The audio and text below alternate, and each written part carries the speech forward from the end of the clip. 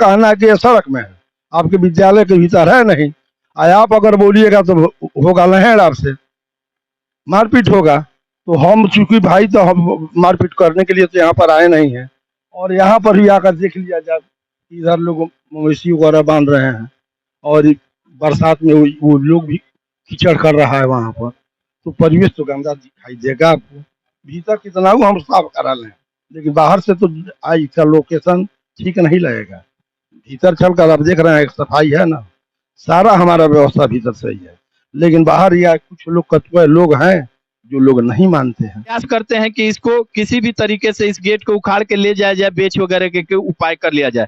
इसकी सूचना लिखित दी गई है और लिखित आवेदन के आधार पर सुरक्षा के दृष्टिकोण से विद्यालय के प्रांगण में गांव के लोगों के द्वारा कूड़ा फेंकने का भी स्थान बना दिया गया है। ये कहाँ तक उचितन जायज है, आप देख पाए कितने गंदगी तरीके से, जहां बच्चे इसी रास्ते से जाके अपने कक्षा में जाते हैं। तो आपका स्वागत है हमारे इस नई दिशा में। आप थोड़ा सा प्रकाश डालें कि इसका किस तरीके से ये समस्या है और इसके लिए आपने क्या अपने तरीके से प्रयास किया है। इसके लिए हम जो विद्यालय के पदेन अध्यक्ष हैं उनसे हमने रिपोर्ट किया, उनको विद्यालय शिक्षा समिति की बैठक कराई, और उसमें हमने ऐसी किया कि बरसात का समय है और यहाँ पर कीचड़ जम गया है, क्योंकि सड़क ऊंचा हो गया है और उधर से इधर ढाल हो गया है। अगर हम उसको मिट्टी से भरवाते भी हैं बच्चों से तो भी गेट नहीं लगेगा, बंद हो जाएगा। तो गेट भी छोटा हो गया है, बाउंड्री भी छोटी है, और यहाँ के कतिपय असामाजिक तत्व इस विद्यालय में रात में आ जाते हैं। यहाँ पर 2 टीवी है और एक आईसीटीवी उपकरण, 2 आईसीटीवी उपकरण है, और हमारा जो सेवा है वो इसी महीना के बाद समाप्त है। तो अब रह गया कि हमारे नहीं रहने पर यहाँ से सारे उपकरण को लोग उठा ले जाएंगे। हम बार बार थाना प्रभारी को भी, पटखौली को भी सूचित किए, वो कहते हैं कि आप बाई नेम दे दीजिए। तो हम रात में किसका नाम दे, कौन कौन आता है कौन कौन जाता है। जब रात में हम 8 बजे 9 बजे रात में आते हैं तो भाग जाता है सब, बाउंड्री टूटा हुआ है। तो बाउंड्री के लिए भी हम लोगों ने विभाग को सूचित किया है, उसको भी लिखा है, अध्यक्ष को भी बोले हैं कि अध्यक्ष जी भी बोले थे कि डीओ साहब के पास चला जाए और डीओ साहब से कहकर बाउंड्री और गेट का पुनरुद्धार करने के लिए कोई व्यवस्था की जाए। प्रवेश द्वार के ना होने से बच्चे फिर किस तरीके से आते जाते हैं या जो भी कर। आप देख रहे हैं कि यहाँ पर दीवार टूटा हुआ है, दीवार आए हम जरा दीवार के समीप चल। तो एक तरीके से मैं पहले दिखाया कि ये प्रवेश द्वार की ये स्थिति है, यहाँ से जाने में कहीं से किसी तरीके का कोई आवागमन का नहीं है। और जैसे हमारे प्रधानाध्यापक सर ने बताया कि इसके जाने के लिए इस बाउंड्री वॉल से होके बच्चों को आना जाना पड़ता है। कितनी शर्मनाक बात है। और कहीं ना कहीं इसके जो भी कसूरवार लोग हैं, ये देखिए, ये बाउंड्री से सटे हुए और इस प्रकार से अंदर की तरफ जाने का ये रास्ता, कितनी असुविधा होती होगी छोटे बच्चों को जाने में, खासकर महिला जो भी यहाँ कर्मचारी हैं उनको आने जाने में। तो ये जो आप एक उधर से भी गेट है, उसी से फिलहाल, हालांकि उधर का रोड सही है तो उससे बच्चे आ रहे हैं और उसी से जा रहे हैं। फिलहाल हम इसको, जब तक ये बाउंड्री ऊंचा नहीं होगा और सड़क का ऐसी नहीं बनेगा तब तक उसी तरह स्थिति रहेगी। बरसात में तो स्थिति हो जाती, क्योंकि सड़क ऊंचा है, विद्यालय के गेट से सड़क ऊंचा है, उधर का पानी इधर आ जाता है, नाली जाम रहता है। नगर पालिका कभी नाली का साफ नहीं कराती है ना, देखिए रहे पूरा पानी भरा हुआ है। तो पानी पूरा भरा हुआ वहाँ जैसे होता है तो इधर पानी निकलता है। यानी कहीं ना कहीं उस आवागमन के, जिसके ऊपर हमने अपने कवरेज के माध्यम से चर्चा बताया था, उस नाली और इस रोड के ना बनने से विद्यालय का प्रवेश द्वार भी बाधक बना हुआ है और खासकर यहाँ से आने जाने वाले बच्चों के लिए भी काफी परेशानी। और महिला कर्मचारी तो इधर से आ भी नहीं सकती हैं, वो लोग एक छोटा सा और द्वार बना हुआ है वहां पे। प्रधानाध्यापक जी के द्वारा लिखित आवेदन भी दिया जा चुका है। तो कहीं ना कहीं इसके ऊपर गहन अध्ययन करने की जरूरत है और इस समस्या का निदान पाने के लिए इसके ऊपर जल्द से जल्द कार्रवाई करने के लिए। और एक बार मैं फिर थोड़ा बेंच के लिए भी हम लोग रिपोर्ट किए हैं, कहीं डेस्क बेंच नहीं है, सारा टूटा हुआ है। बच्चों को पाल का व्यवस्था किया गया है, पाल भी चूंकि छोटे छोटे बच्चे हैं फाड़ देते हैं, कुछ तोड़ देते हैं, तो बर्दाश्त करना पड़ता है। इन्होंने विद्यालय से संबंधित समस्याओं के बारे में भी प्रकाश डाला।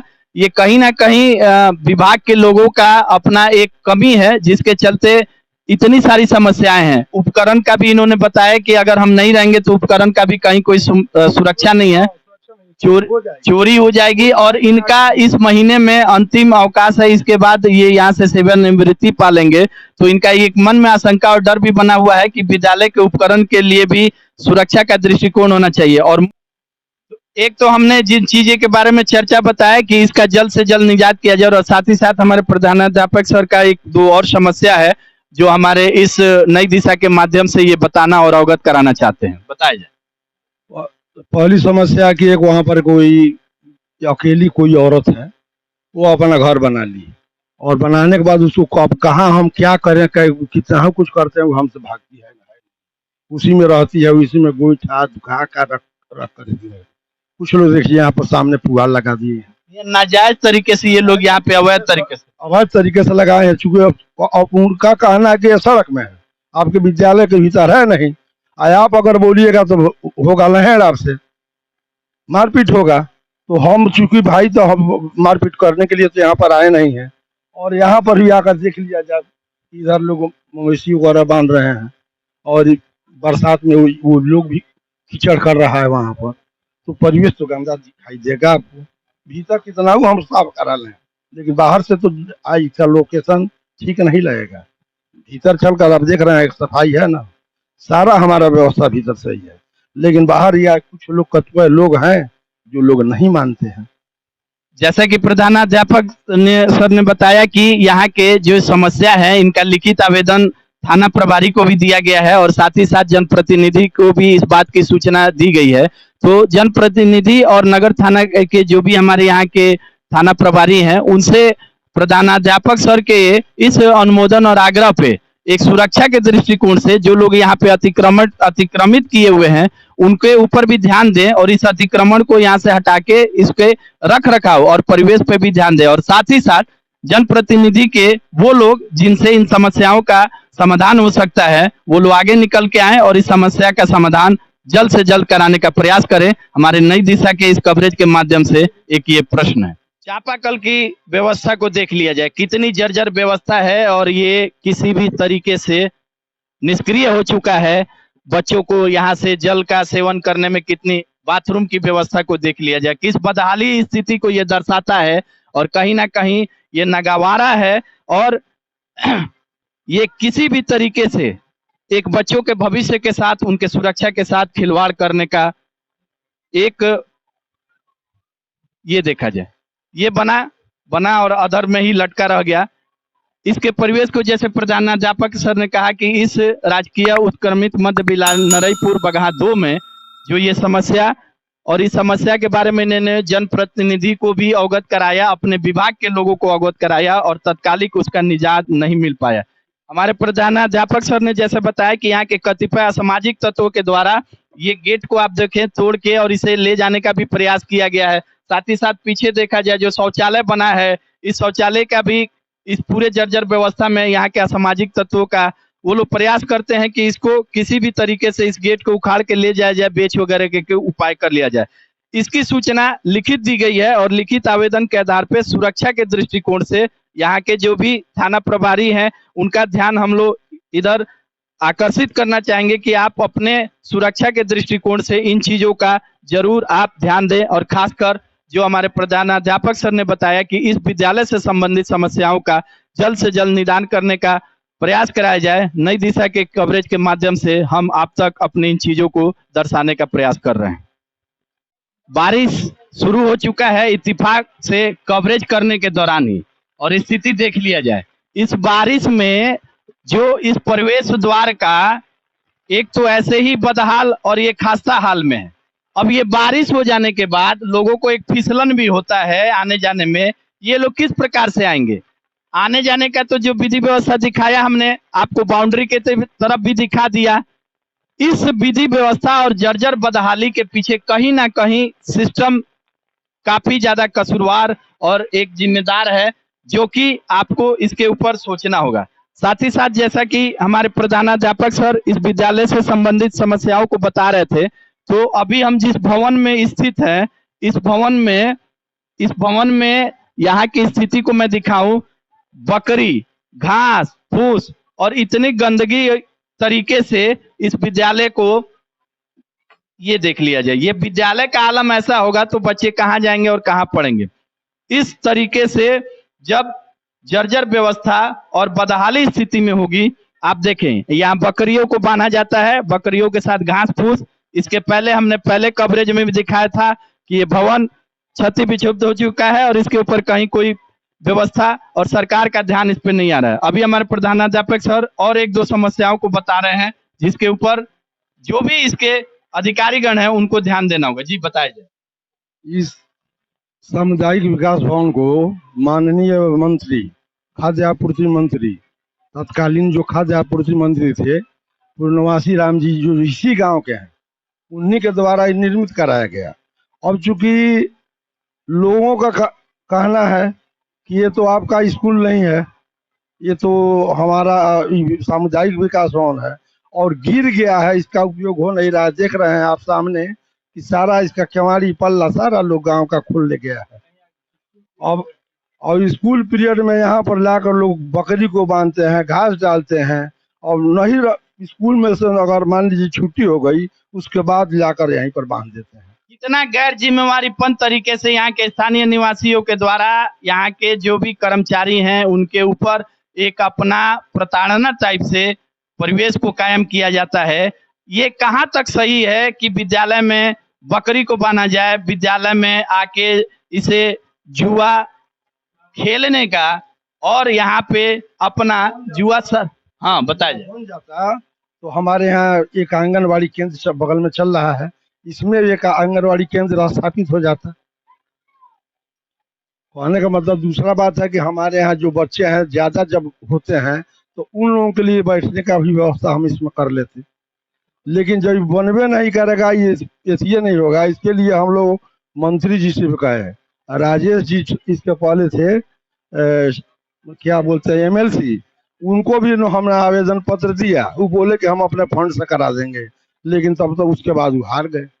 अब कौन है वहाँ के चनपटिया के कौन सिंह हैं, जो भी हैं वर्तमान में जो एमएलसी हैं, उनसे भी हम मिलने के लिए अपने अध्यक्ष से बोले हैं, मीटिंग बैठा कर बोले हैं कि इसका आप लोग कम से कम टेंडर लेकर, चाहे उन्हीं को कह दीजिए, वहीं जिसको मन कर उसको टेंडर देकर इसका कम से कम जीर्णोद्धार। इस प्रकार से इस बात का एहसास है कि प्रधानाध्यापक सर के द्वारा जितनी भी आवश्यक एक कार्यवाही करना चाहिए इसके जीर्णोद्धार के लिए, इसके उत्थान के लिए इन्होंने अपना अथक और भरपूर प्रयास किया है। तो हम अपने इस नई दिशा कवरेज के माध्यम से एक सरकार से या इसके जो भी कर्णधार हैं उनसे जरूर हम बोलना चाहेंगे कि आप इसका जल्द से जल्द निवारण करें और इन तमाम समस्याओं को जो इस विद्यालय से संबंधित है और साथ ही साथ 11 और 12 के उस रोड और नाले से जो इसके जनप्रतिनिधि हैं जिनके माध्यम से इसका निदान हो सकता है, वो लोग तत्कालिक प्रभाव में लेते हुए